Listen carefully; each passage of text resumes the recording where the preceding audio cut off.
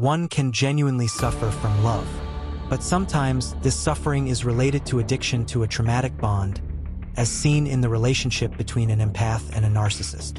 A narcissist is egocentric and only interested in their own well-being. In their mind, it's acceptable to achieve their goals by using others as mere objects.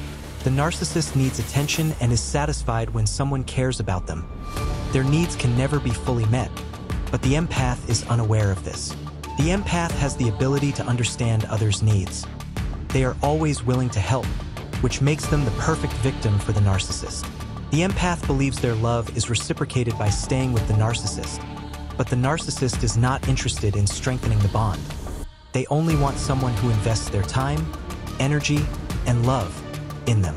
The narcissist feels more in control the more devotion, love, care, affection, and effort the empath puts in to satisfy them, and it's impossible to see the problems in the relationship as long as the empath continues to placate the narcissist. The narcissist presents themselves as a victim of their own past, and the empath always tries to make up for it. The relationship is everything to the empath. They are the one who is in love and willing to help. The empath has a good heart and cannot imagine that the unresolved traumas of the narcissist are different from their own, and that healing those traumas requires a different process. At the start of the relationship, the narcissist creates the emotional fraud or perfect persona. This is an idealized character, the protagonist of the soulmate idealization phase, where the narcissist creates the illusion of a soulmate. This idealized persona is effective in breaking down the emotional barriers of their victim and making them fall in love. But once the relationship is established, the narcissist moves to the devaluation stage.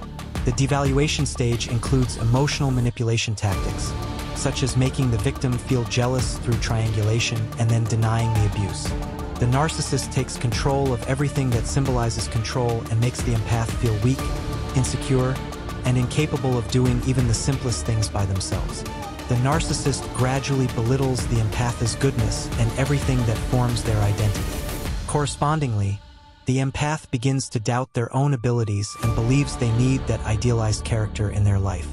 The narcissist mixes good moments with bad ones to confuse their victim's mind, making it difficult for the empath to discern between the good and the bad. When the narcissist grows bored of the empath, they seek a new victim and eventually leave with them. This is called the discard phase. Occasionally, the narcissist tries to return to the empath's life. This stage is called hoovering. The narcissist does not change.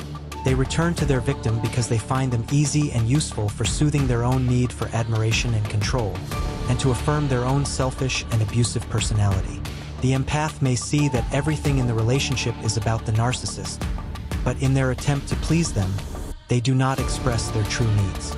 They prefer to be pleasant by silencing their own desires. The problem arises when the empath can no longer endure the narcissist's repression and reaches a breaking point. The empath's emotional needs have remained unmet because the priority in the relationship is the narcissist's emotional needs. When the empath expresses their dissatisfaction, the narcissist is quick to label them as dramatic and unfounded in their concerns. This dismissive behavior is the narcissist's tactic to maintain control over the empath's mind. The empath does not see the manipulation amidst the twisted perception of circumstances created by their partner and will try to communicate sincerely with the narcissist. But the narcissist will justify their behavior by blaming the empath. The empath will need to calm down and self-evaluate to start transforming. They will know that by nature they are a healer with great inner strength to help others in the right way.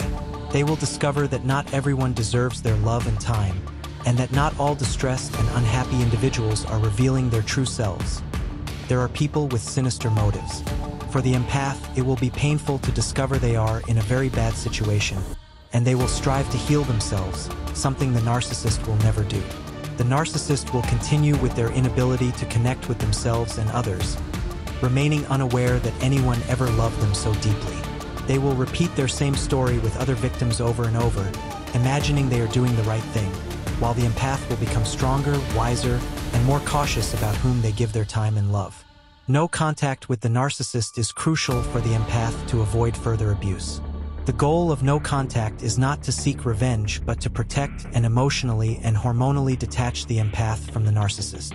Indeed, The addiction to the traumatic bond develops because the empath's brain associates the narcissist's manipulation with the release of hormones that produce a sense of well-being. On good days, the empath's brain releases phenylethylamine, oxytocin, dopamine, and endorphins, while on bad days it produces cortisol, which hijacks the mind and makes it difficult to think rationally. These hormones are as powerfully addictive as opioids. Thus, the desire to see the narcissist again becomes for the empath a search for the hormonal releases triggered by the narcissist's manipulation techniques. No contact is necessary to go through a period of abstinence that will regulate the empath's system to overcome hormonal dependence and break free from the narcissist's influence. Abstinence can be painful, with crying, anger, and extreme sensations, but these are not due to a breakup, but to withdrawal symptoms from the lack of neurotransmitters. Recognizing the addiction to the traumatic bond is essential to heal and break the cycle of abuse, but doubting whether the narcissist is good or bad perpetuates their manipulation of the empath. The healing process requires time and effort, and it is crucial to focus on self-care and self-acceptance, as the only way to overcome this addiction is to respect and love oneself.